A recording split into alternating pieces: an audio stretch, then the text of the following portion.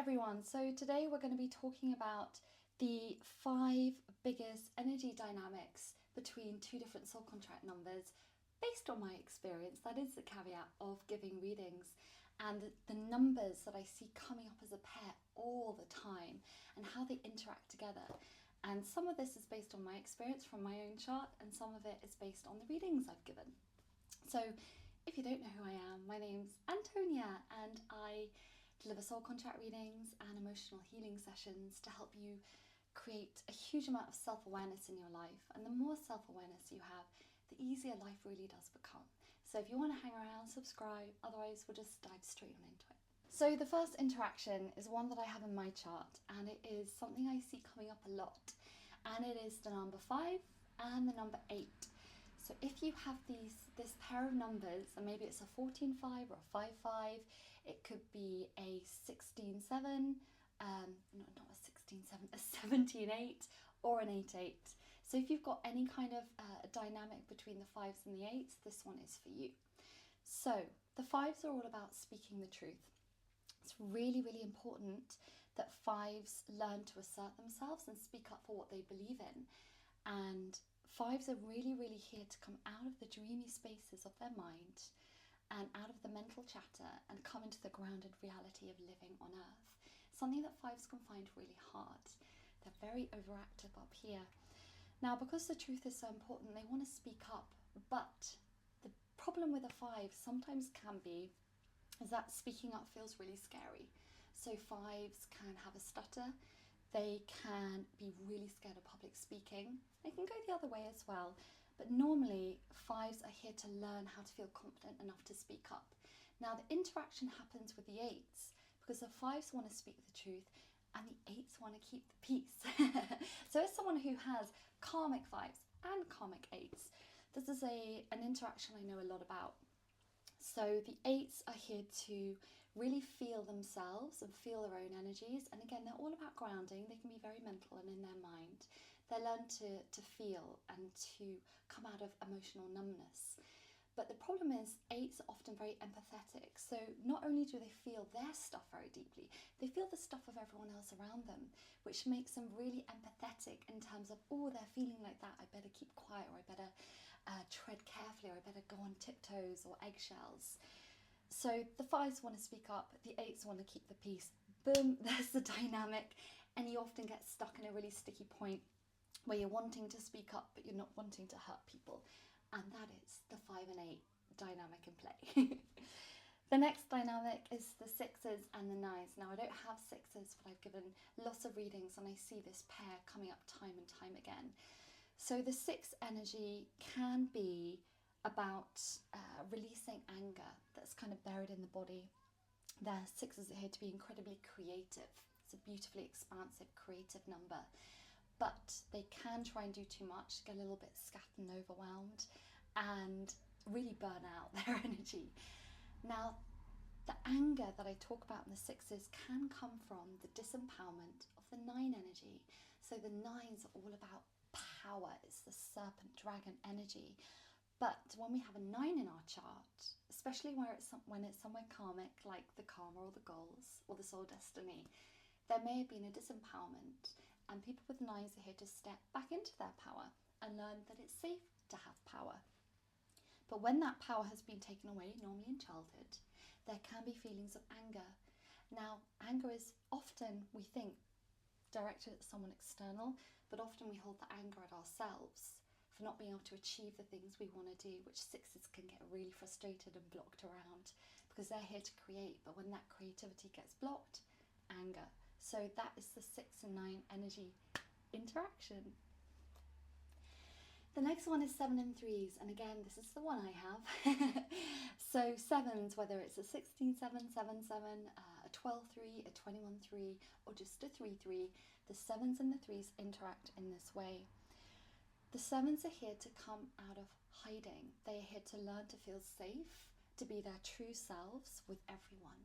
But often they hide away because they have a little bit of a broken heart or a heart wound, and that normally makes them feel very scared to truly be themselves.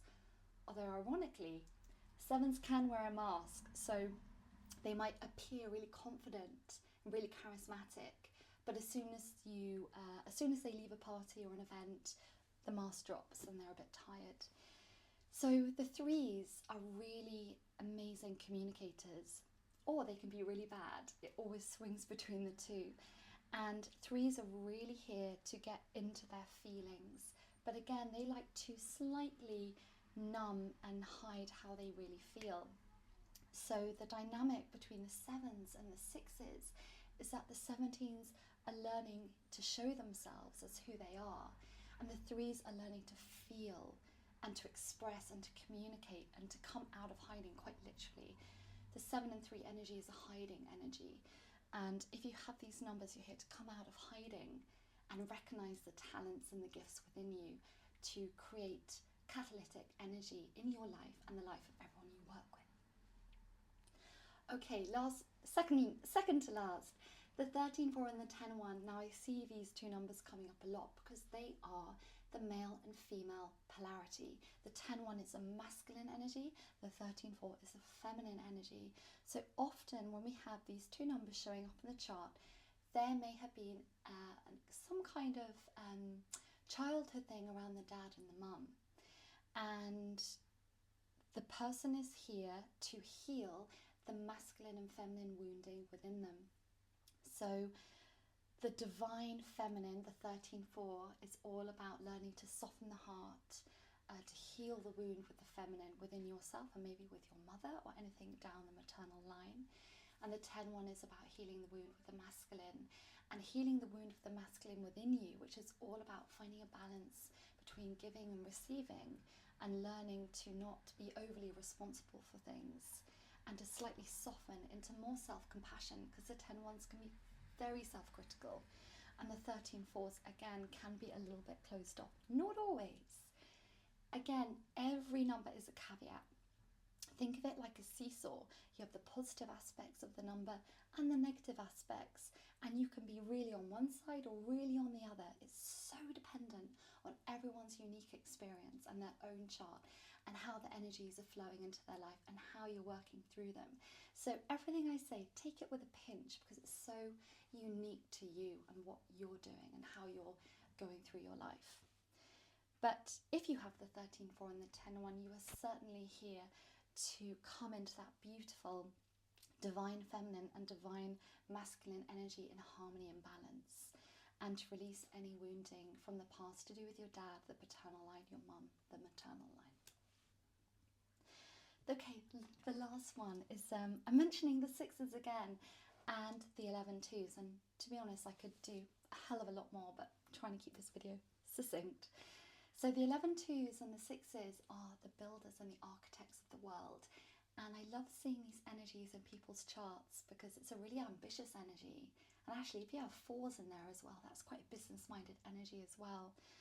So the 11-2s we call the builders of the world because they are here to create structure and a system of core values within themselves and then outside of themselves, because remember, everything starts from within. And the sixes are here to create. It's creative energy from source coming through, channeling through you. You just have to keep opening up to it, because as soon as the mind gets in the way, it can get knotted and stuck. You can really see that in the symbol of the 6. So when you have 11-2s and 6s, this is a building energy.